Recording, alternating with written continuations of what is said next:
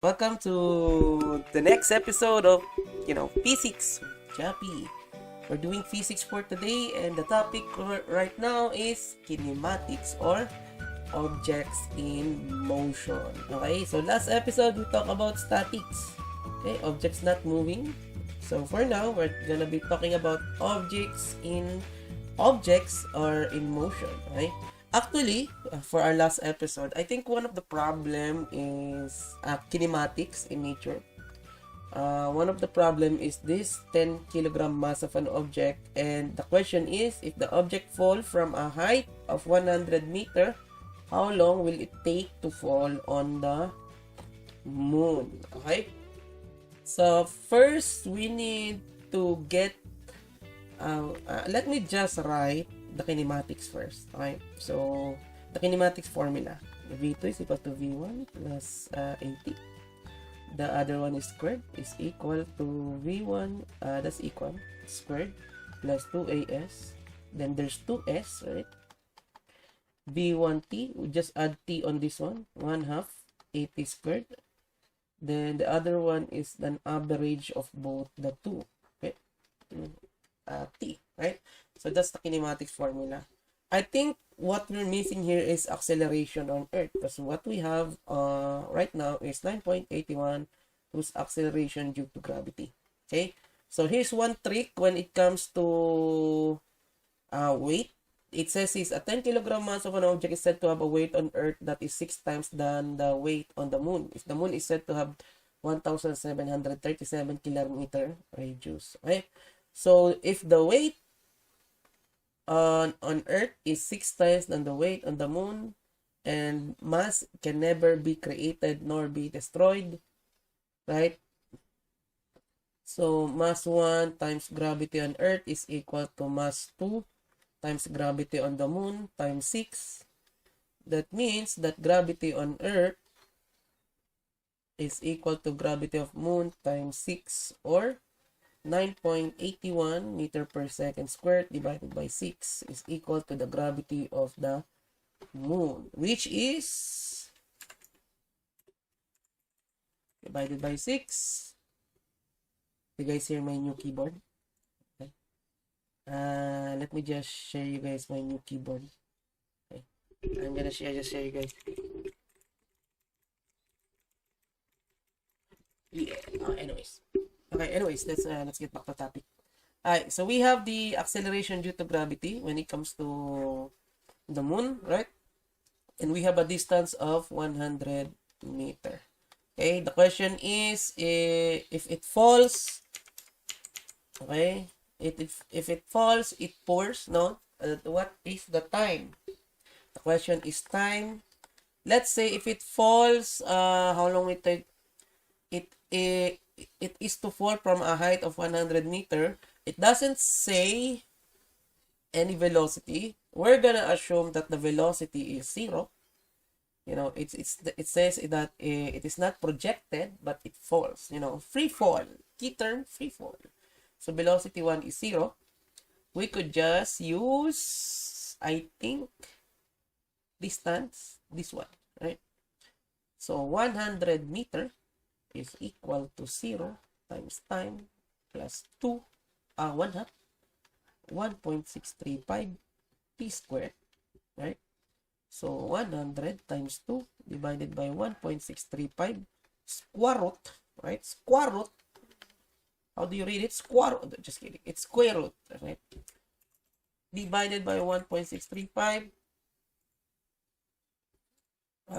square root 11.06 11.0600 segundo. Okay? Seconds. Okay?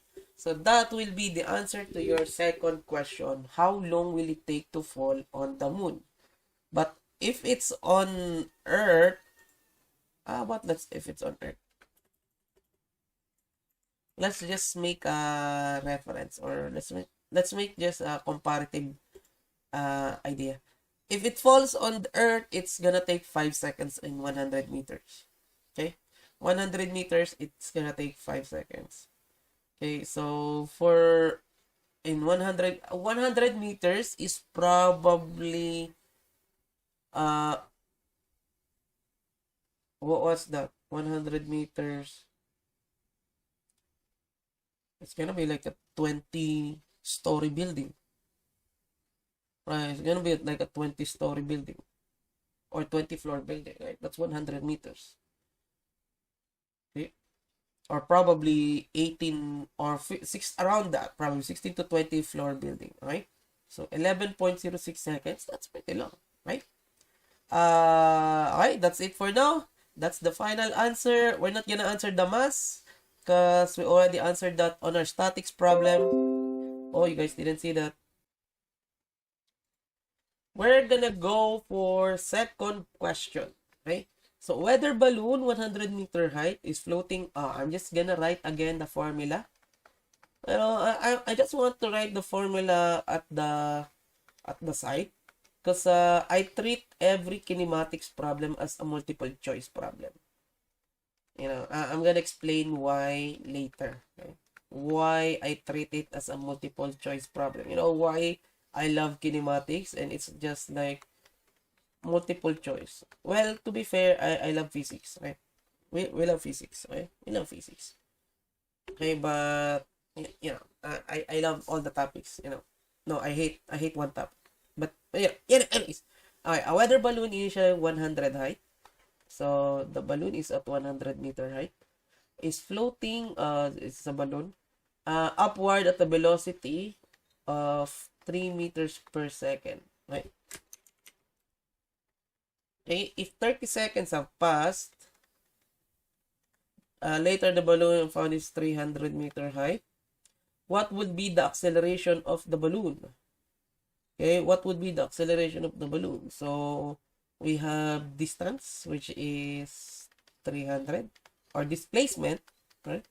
200, right? On that 200 meter, 30 seconds have passed. We have time.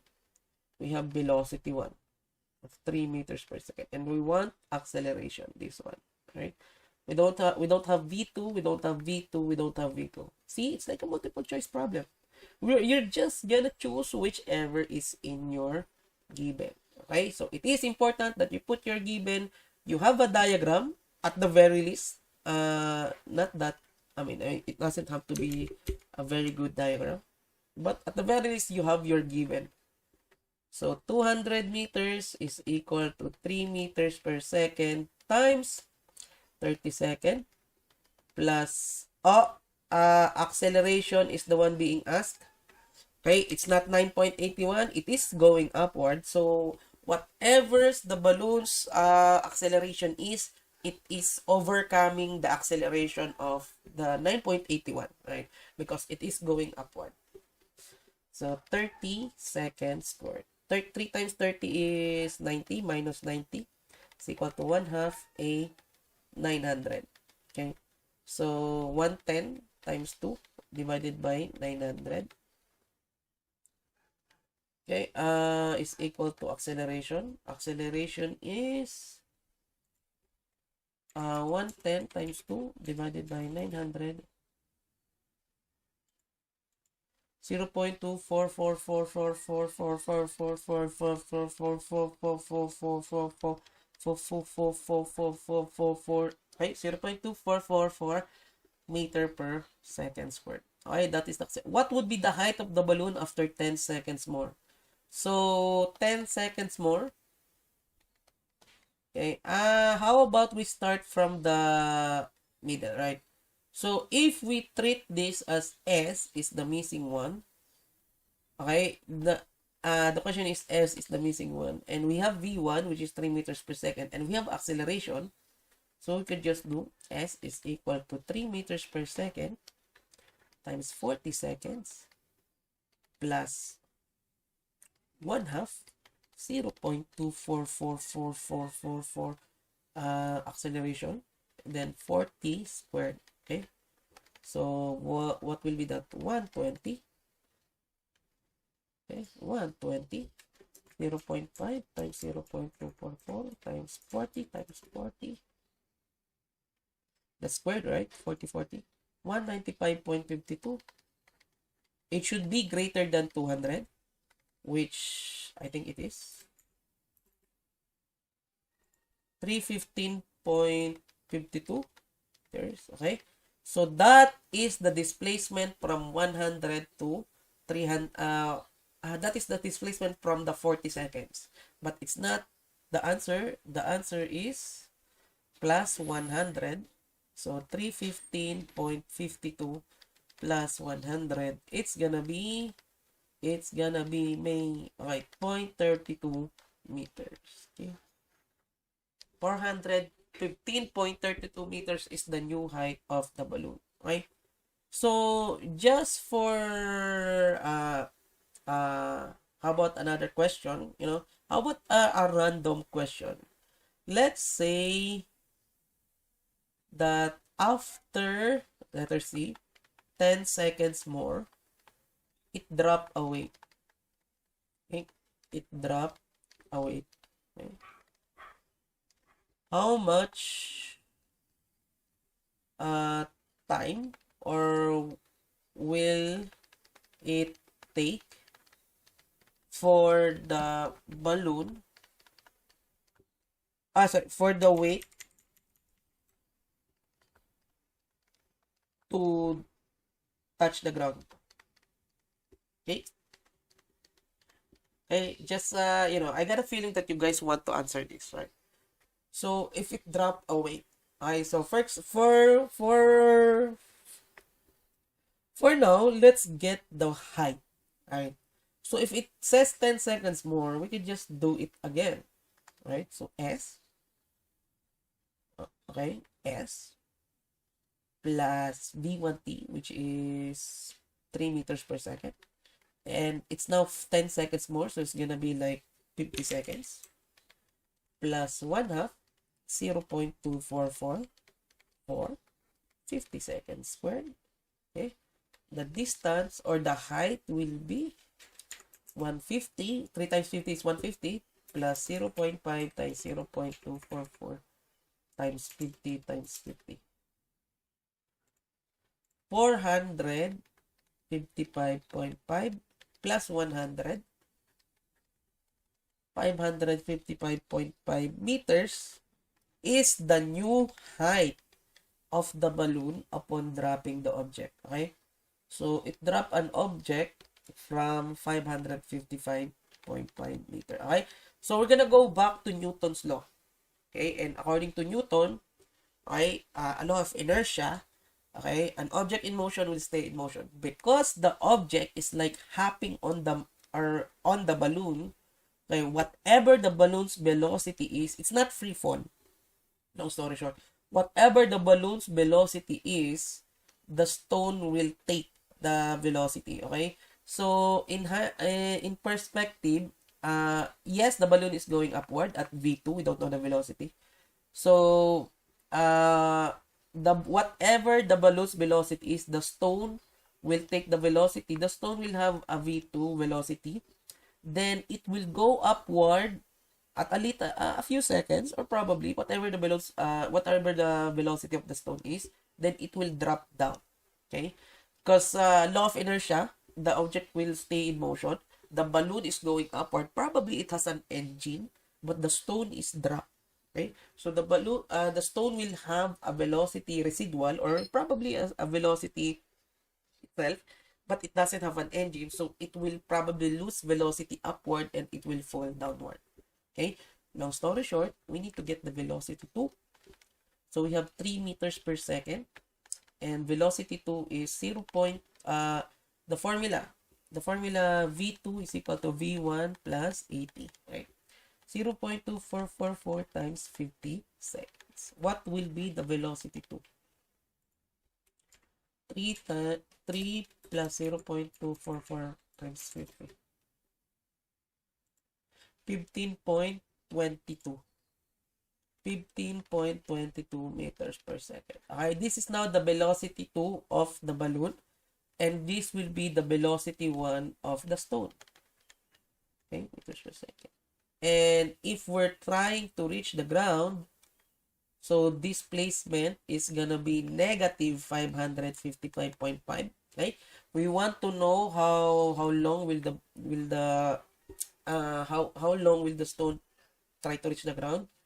So it's gonna be displacement of negative 555.5 is equal to positive 15.22 meters per second times time, okay, plus 1/2 acceleration of it doesn't have the acceleration of the balloon, so it's gonna be negative 9.81 t squared.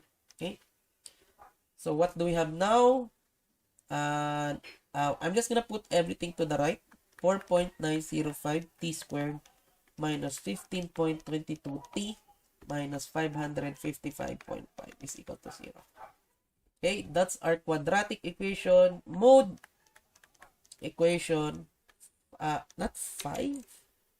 No, 5. Then find the ax squared plus bx is equal, plus c is equal to 0.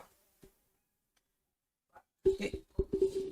Okay, mode equation, 3. Actually, it's 3.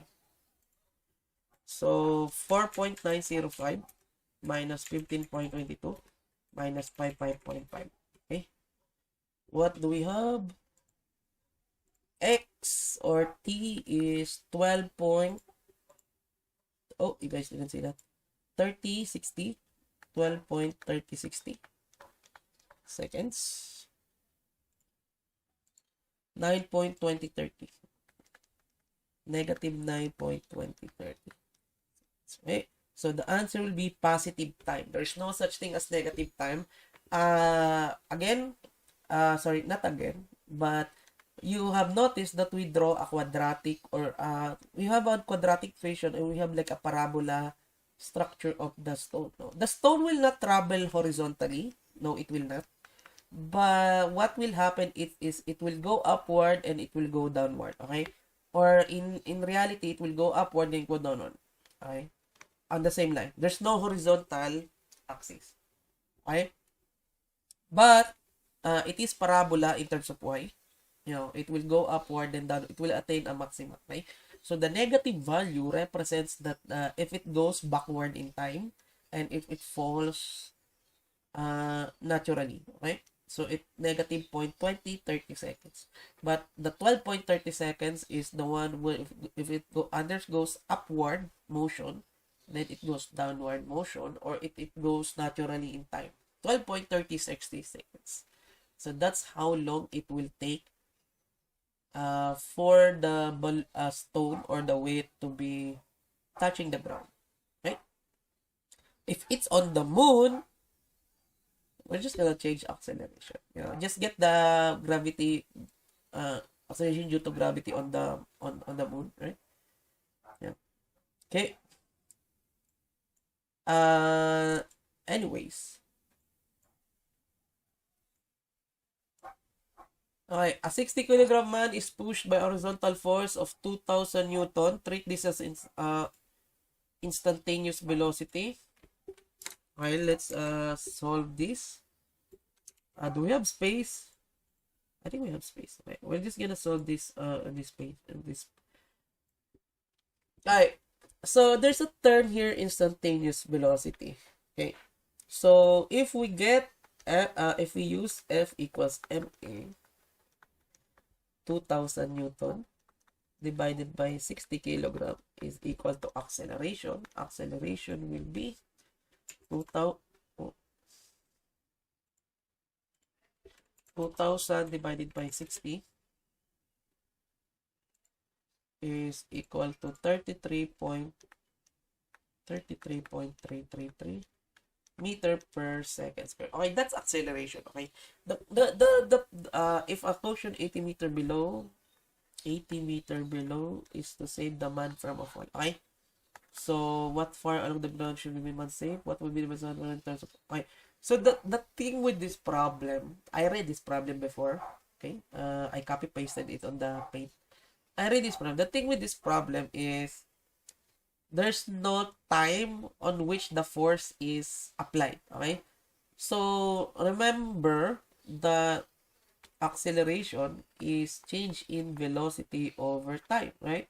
Acceleration times time is equal to change in velocity. Okay, and when we say instantaneous velocity, it's instantly applied to the object, okay? The question is how instant, okay? If a time is applied, if an acceleration of 33.3 is applied at, let's say, 100 seconds, it's gonna be 3,333.33 velocity, right? If it's applied on 0.1 seconds, 3.33. Okay? So, the velocity will still change, right? Okay? If it's not given, we could just, I would assume 1 second. Okay? It's like the base minimum, or it's like, it's instant. 1 second. Okay? We could argue 0.1 seconds. You know, that's pretty much instant. You know, in instant noodles, 5 minutes, you know, instant 0.1 milliseconds or 0.1 seconds. But how we could argue, if we argue 0.1 seconds, why not argue 0.0000001 seconds, right? So we could just use a standard of 1 second. Whatever the acceleration is, that will be the velocity. Okay, so just multiply by 1 second, so it becomes velocity 1 of 33.33 meter per second. Okay, okay, that's it for now, right? So that's the acceleration, and that will be the velocity. How far along the ground should the cushion be man to be safe? Okay. This is horizontal, so let's Vx. V1y will be 0 meters per second. Okay, so the man is falling. Okay, and it's horizontal. He is horizontally projected. Okay, so in terms of y, let me just write the formula here first. I always want to write the formula here. Okay, because I forgot. You know, I don't remember all the formula. And it's much better if we know, okay, if we can see the formula here, and you know, it's just a matter of multiple choice. Okay, it's just a matter of multiple choice. Okay, so let's go with y first, and we have distance. Okay, so negative 80 falling down plus 0 times time is equal to 0 times time, b1t. We're gonna use this. We want to know the time of flight.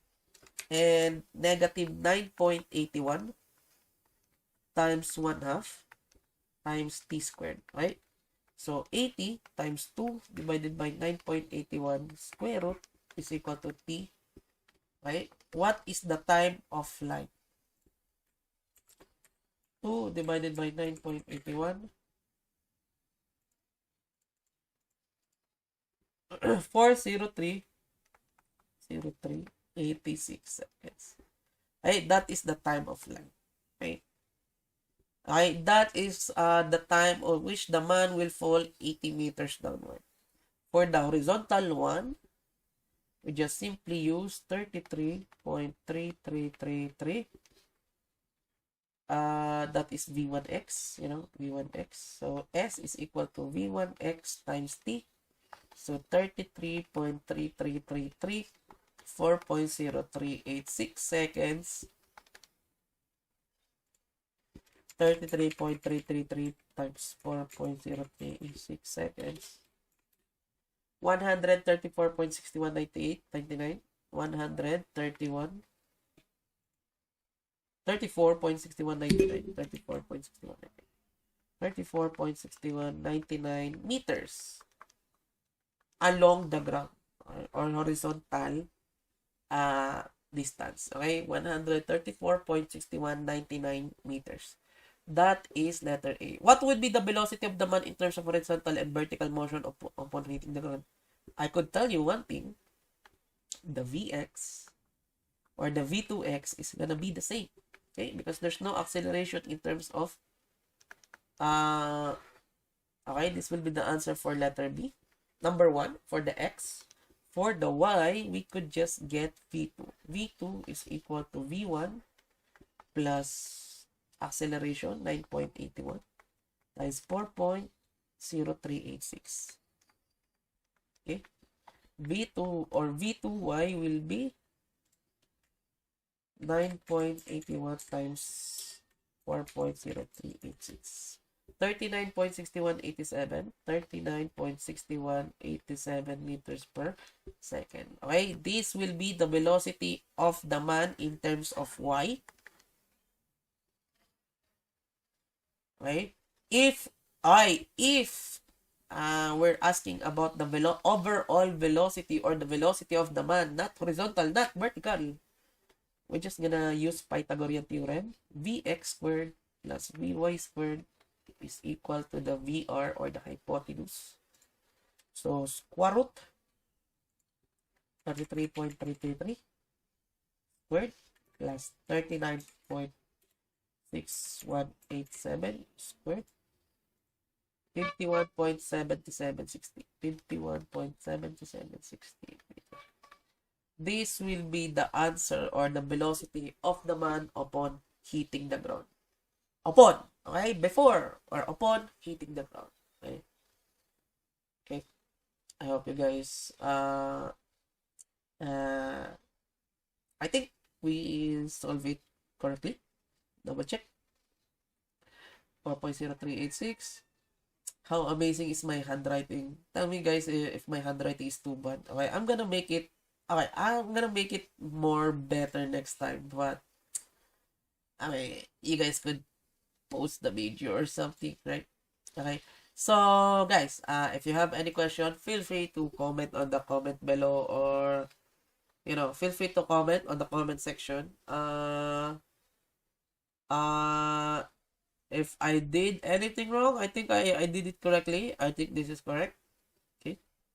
Time, 80 meters. Y component, X component. Okay. One key thing that I noticed my students is they always forget the subscript.